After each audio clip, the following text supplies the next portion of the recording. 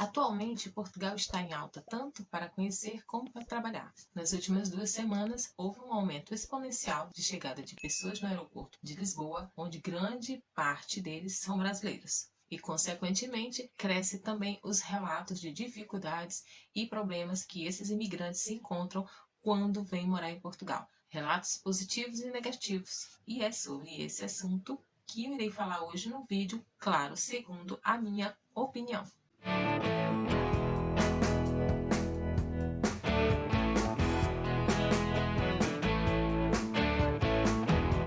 Ponto 1. Em Portugal você trabalha feito escravo. Primeiro que qualquer imigrante que vem trabalhar em Portugal, seja em qualquer área for, seja em restauração, seja indústria, fábrica, é certeza 100% que você irá trabalhar com portugueses. Ou seja, em qualquer lugar que você for trabalhar, haverá um português a trabalhar ali. Agora, é fato que na Europa inteira as empresas exigem produtividade dos seus funcionários. O ritmo aqui é diferente no Brasil. A carga horária em alguns setores é diferente no Brasil, mas isso não é direcionado apenas para os estrangeiros e brasileiros. Em específico, os estrangeiros e portugueses trabalham iguais. E todos nós sabemos que os trabalhos mais braçais, mais pesados, são desvalorizados em todo lugar do mundo. A diferença é que aqui a gente ganha em euros. Mas atenção, isso não quer dizer que você tem que aceitar tudo, tem que trabalhar em qualquer lugar. Isso vai da tua procura, da tua busca e da tua disponibilidade se você não escolher trabalho. É claro que se você for trabalhar num lugar onde não há o mínimo de estrutura para o trabalhador, de condições de trabalho e que não cumpre com as leis trabalhistas aqui de Portugal, além de que você não é obrigado a ficar neste lugar e você tem o dever de denunciar. Ponto 2. Todo mundo em Portugal vive de salário mínimo. Existem vários sites que podem apontar dados desse tipo. Eu pesquisei no Pordata e pesquisei no economista.pt. Dizem que no final de 2021, cerca de 880 mil pessoas da população em Portugal recebem um salário mínimo, que é mais ou menos 25% da população. Aí você fala, mas eu não vou para Portugal para ganhar um salário mínimo, ou para trabalhar feito escravo, de pé o dia todo, ganhando pouco. Eu prefiro ficar no Brasil, porque eu não quero estar sendo chamada a atenção, porque eu não quero estar levando grito, quero ser exigido no serviço, então é melhor eu ficar no Brasil. É aí que tá, vai conforme a tua realidade hoje, o que você tem e o que você busca. Se você chega aqui em Portugal sem uma oferta de trabalho, que ninguém te conhece, sem experiência de trabalho, sem indicações, sem nenhum tipo de especialidade, certamente você vai para trabalhos como outros portugueses vão para ganhar um salário mínimo, tal e qual no Brasil.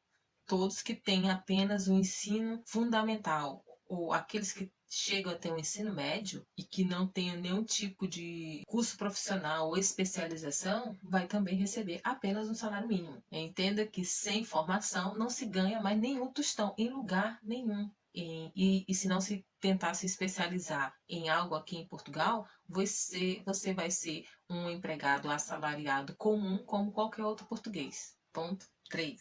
Portugal tem o menor salário mínimo na União Europeia. Dentre os 27 países da União Europeia, Portugal está em 10º lugar na lista dos salários mínimos mais altos da Europa. Além dos 12 meses de pagamento, existe mais 2 meses de abonos de férias.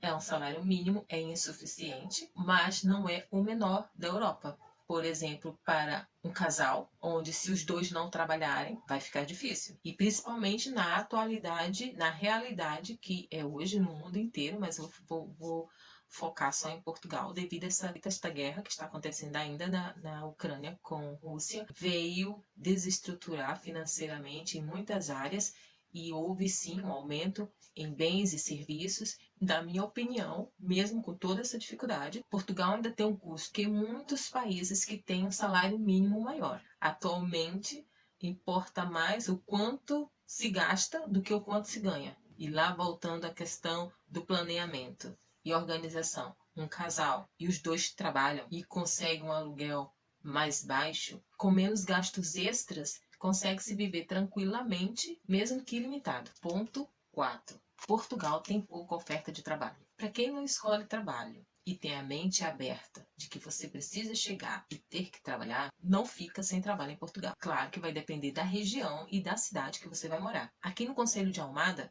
por ser próximo a Lisboa, Lisboa é onde oferece muito mais oportunidades de trabalho, no comércio, na restauração. Aqui no Conselho de Almada não é diferente. Aqui há ofertas de trabalho na restauração, no comércio, em shopping, em construção civil, cuidador de idosos, na limpeza. E atualmente o país tem muito mais oferta de trabalho e pouca mão de obra. E não é por acaso que saiu o decreto de lei para vistos de trabalho para os países PALOP, que inclui o Brasil. Lógico que haverá regras. Vai ajudar legalmente muitos estrangeiros, inclusive brasileiros, a vir trabalhar em Portugal. E não é aqueles trabalhos, só sobra para os brasileiros porque os portugueses não querem. Lembrando que aonde você for trabalhar, vai ter sempre um português lá também. Eu tinha uma formação específica como técnica em enfermagem no Brasil, que aqui em Portugal, se eu quisesse trabalhar nesta minha profissão, não era válido, essa minha especificação não existe aqui em Portugal. O máximo que eu poderia trabalhar dentro de um hospital, se eu quisesse,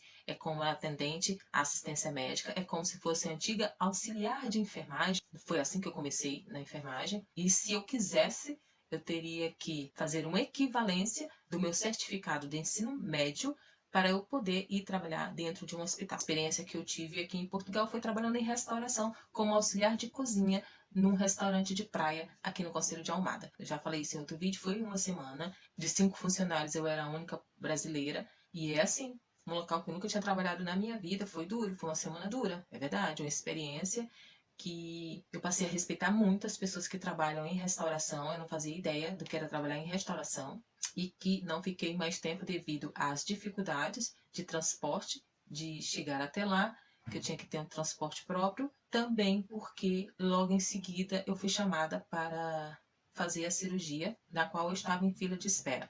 E o 5 ponto vou para Portugal porque existe muitos brasileiros lá. Gente, não venha para Portugal com esse tipo pensamento. Nós sabemos que já é difícil no nosso país e a gente sai do Brasil achando que vai trabalhar em outro lugar porque existem brasileiros que vão nos ajudar. Não estou generalizando. Eu vejo muitos relatos de pessoas que dizem que tiveram ajuda de brasileiros, que assim também como tiveram ajuda de portugueses.